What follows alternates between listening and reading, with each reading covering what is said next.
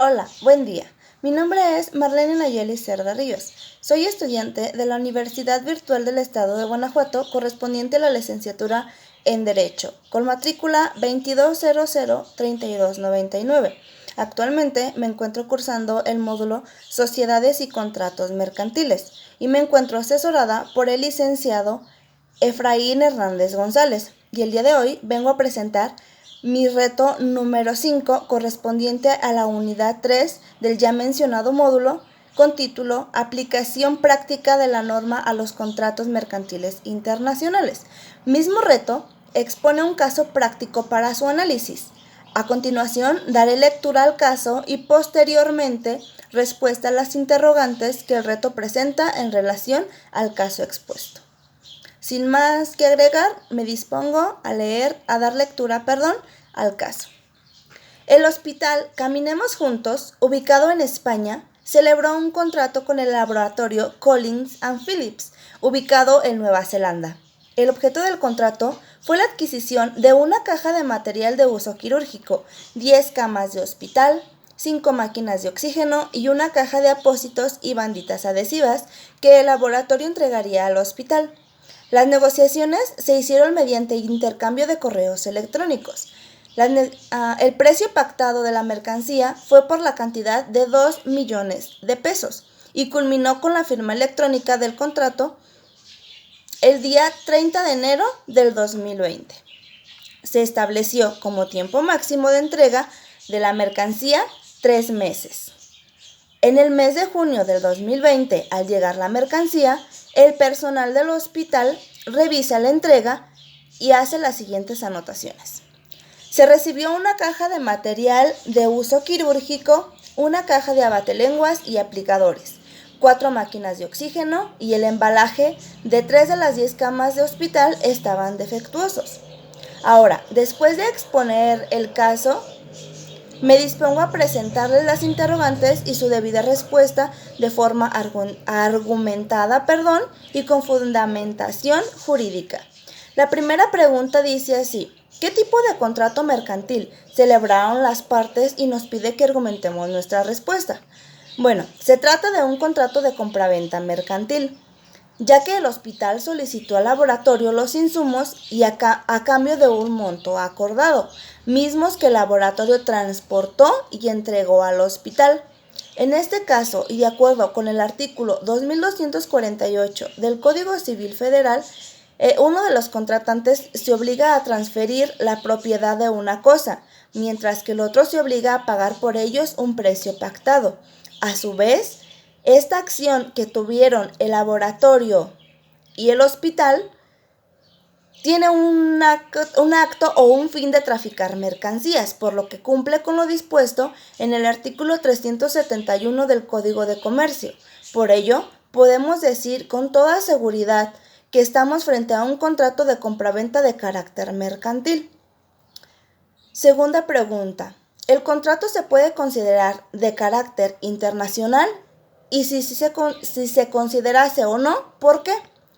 Bueno, sí, efectivamente se puede considerar de carácter internacional, y esto debido a que el laboratorio se encuentra en Nueva Zelanda y el hospital se encuentra en España, es decir, que ambas partes se encuentran en territorios diferentes.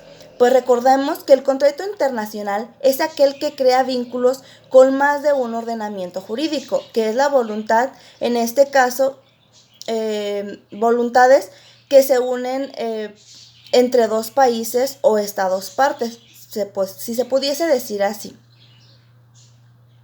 Y que este se caracteriza porque las partes que celebran el contrato de compraventa tienen establecimientos o domicilios en estados o territorios diferentes, que era lo que comentaba hace un momento, lo cual cumple con lo establecido para considerar al contrato como internacional, esto por el artículo 1 de la Convención Interamericana sobre Derecho Aplicable a los Contratos Mercantiles.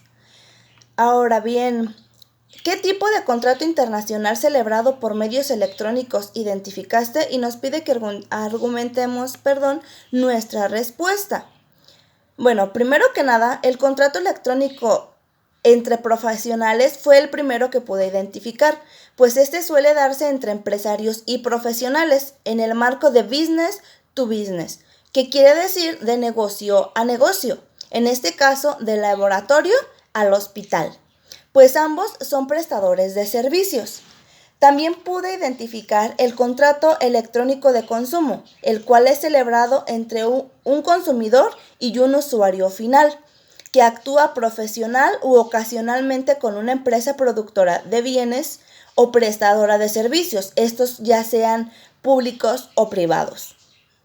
Para este caso sería el hospital, quien presta servicios médicos y requiere los insumos para cubrir las necesidades de sus pacientes.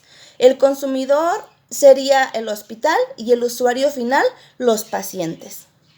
Otro contrato electrónico identificado es el contrato electrónico indirecto, ya que las partes que celebran el contrato lo hicieron 100% en el ámbito digital, pero cabe mencionar que la entrega tuvo una ejecución en el ámbito físico, además de los contratos puros y de adhesión. Pues el hospital y el laboratorio manifiestan su consentimiento a través de firmas electrónicas y que el hospital tiene que sujetarse a los precios ya establecidos de los insumos que necesita por el laboratorio. Por eso identifiqué que también se trataba de un contrato electrónico de adhesión. Siguiente pregunta. ¿Qué obligaciones corresponden a cada parte por la suscripción del contrato? Y nos pide que argumentemos nuestra respuesta. Al ser un contrato de compraventa mercantil, las obligaciones principales por parte del laboratorio en calidad de vendedor serían: trasladar y entregar al comprador la propiedad de la cosa vendida, garantizar la calidad de la cosa, responder del saneamiento por causa de evicción y por los vicios o defectos ocultos del bien enajenado, entregar los documentos legalmente necesarios para acreditar la adquisición del bien del contrato. Ahora, mientras que las obligaciones del hospital en calidad de comprador son pagar el precio de las mercancías que le hayan vendido en los términos y plazos convenidos. La demora del pago del precio lo constituirá en la obligación de pagar réditos al tipo legal sobre la cantidad que adeude. Otra de las obligaciones que tiene el laboratorio como vendedor es entregar también las mercancías en tiempo y forma que se estipularon en el contrato. Siguiente interrogante. Nos menciona que las partes no señalaron legislación alguna.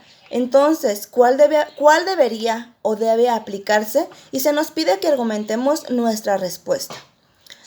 A la cual yo contesto: al no señalar ninguna legislación, la más apta para este tipo de contratos y a la cual se deben de someter ambas partes, sería la Convención de las Naciones Unidas sobre los contratos de compraventa internacional de mercaderías, misma que prevé un régimen moderno, uniforme y equitativo para los contratos de compraventa internacional de mercancías, por lo que contribuye notablemente a dar seguridad jurídica a los intercambios comerciales y a reducir gastos de las operaciones.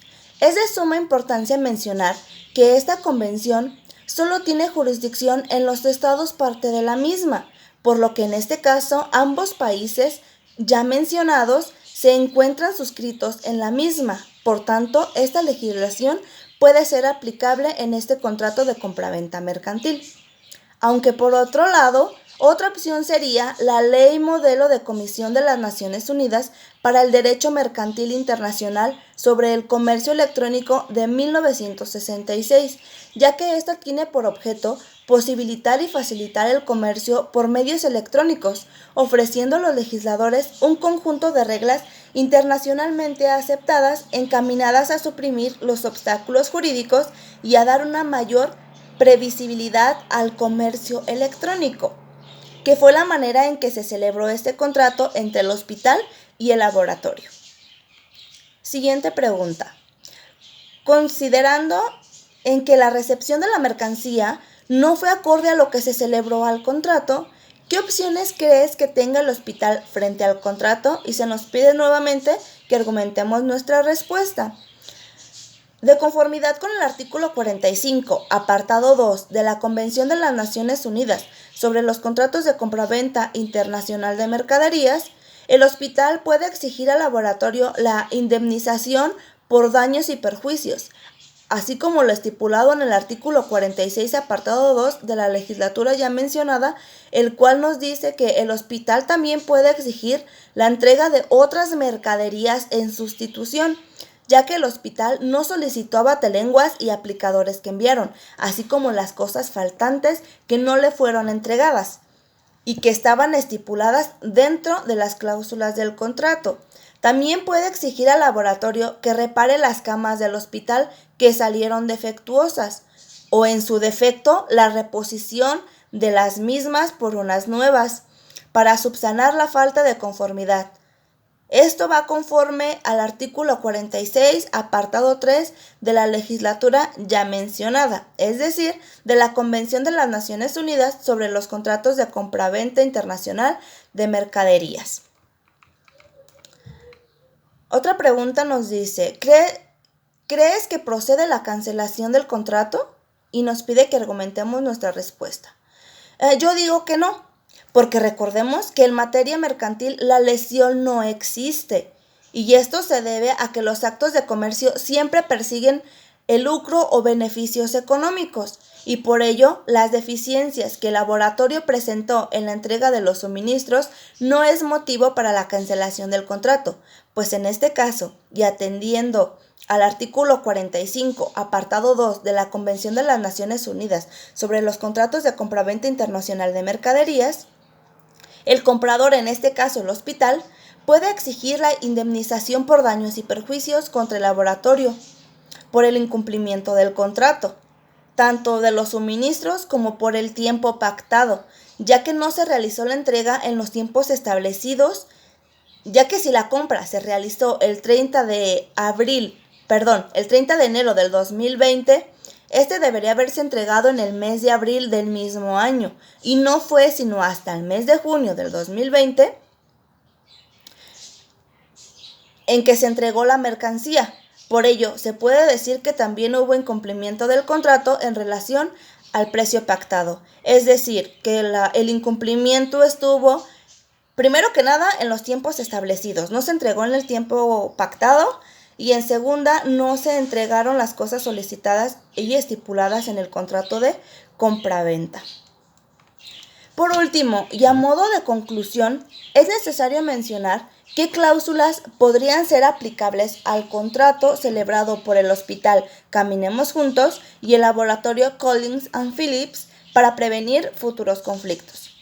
Yo considero que una de las cláusulas más importantes es la que va dirigida en relación a la legislación, es decir, que se estipule qué tipo de legislación regirá su convenio, ya que a través de esta se puede tener una mayor garantía en torno al cumplimiento de las obligaciones de ambas partes, y en caso contrario, hacia qué tipo de tribunal tendría que acudir para ejercer su derecho de exigir el cumplimiento de lo establecido en el mismo.